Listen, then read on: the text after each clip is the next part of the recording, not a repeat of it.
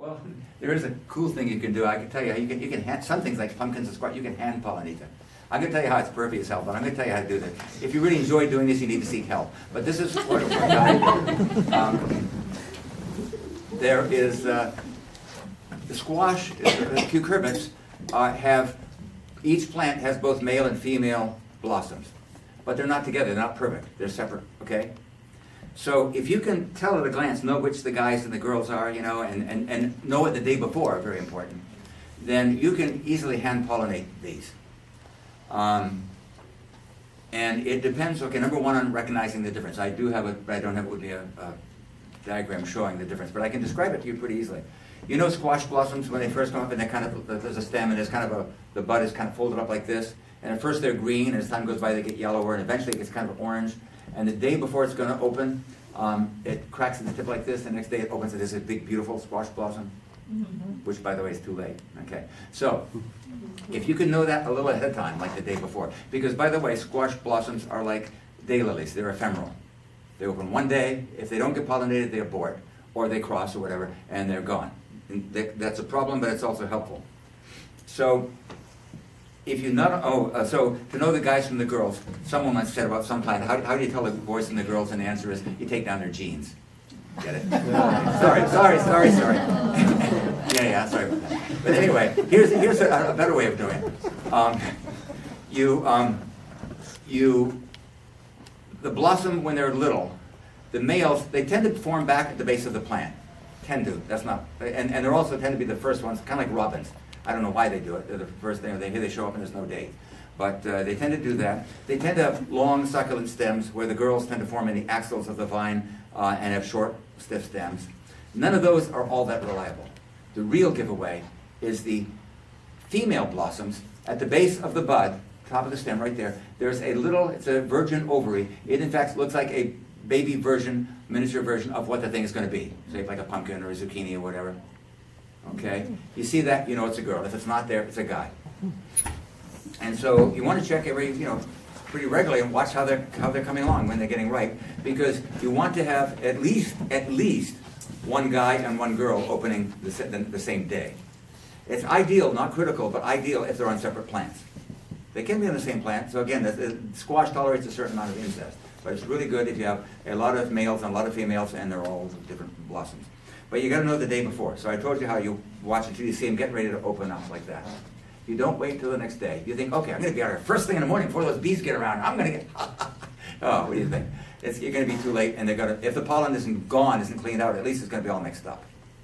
Okay, so what you do, you got to plan ahead. The day before, you come around and you identify one of each kind, or hopefully many of each kind, and there's different ways of doing it. Some people use a little pipe cleaner to tie the blossom shut.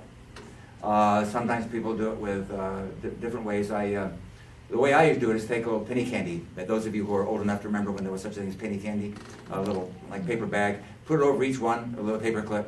Okay, do that the night before. So in other words, they call it cloistering them. You're putting them in the convent the night before. And curiously enough, there's a very interesting phenomenon. That if you were to open the males up that night before, tear away the blossoms, look at the female part, it would be basically very shiny, greenish yellow, very shiny and glossy.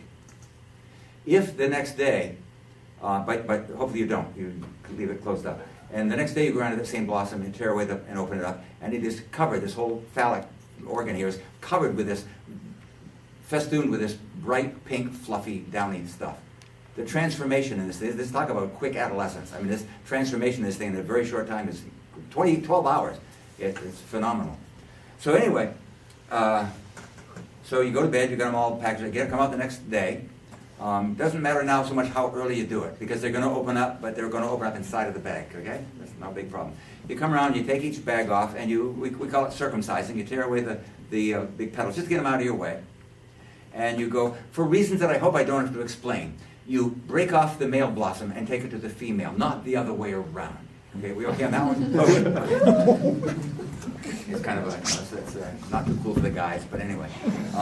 So you take the male over, and again, you circumcise both, and I'm just blushing just to think about this. I hope you'll just, I don't know, turn around while I'm telling you this way.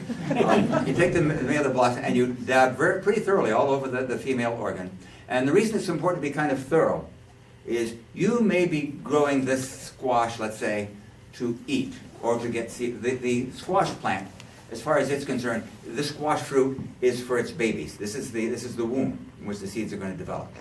And if you do a poor job and only like 5 or 6 of them take, then the squash will say, it's not worth that, and it'll abort it. And I get more than half an hour here, I'll get rid of this one.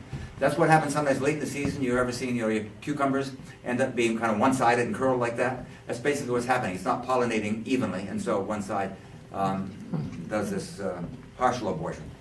Well, anyway, and the other reason for doing a real thorough job is you may think you've got everywhere, but there's some little spot here or there that you missed, and so you go, well done, okay, and a bumblebee comes along a few minutes later, a honeybee with some pollen from somewhere else and gets it on it. So now you've got a fruit which most of the seeds in it are pure, what you want, but there's a few off types in there and you can't tell which ones they are.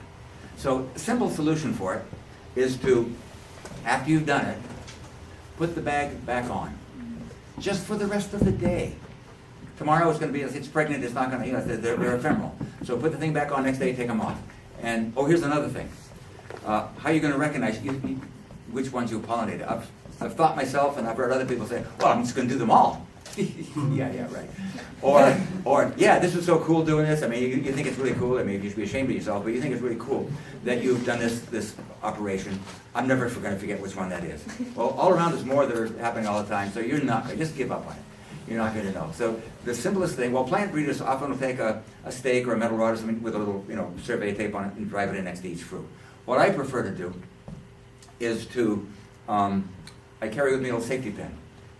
And as soon as I've done pollinating, before I rebag it, I'll make a little shallow X on the skin of that was virgin or that now pregnant ovary. Okay, and as it grows, that will get corky. Like a pumpkin, people go and make a face on a pumpkin and you end up with a big corky scar on it. So you come around at harvest time and you pick the ones with a big corky X on them, you take them to the seed room, the rest you take off to the pantry. That's the best way I know of doing it. This works very well with all of the squash. You can grow 50 varieties of winter squash in your garden and keep them all pure that way if you want, as long as you're on top of it. It's not all that easy. But technically you can do it with melons and cucumbers. But their blossoms are much smaller and it's just much more problematic. It's not very practical to do it. But it does work with those big guys.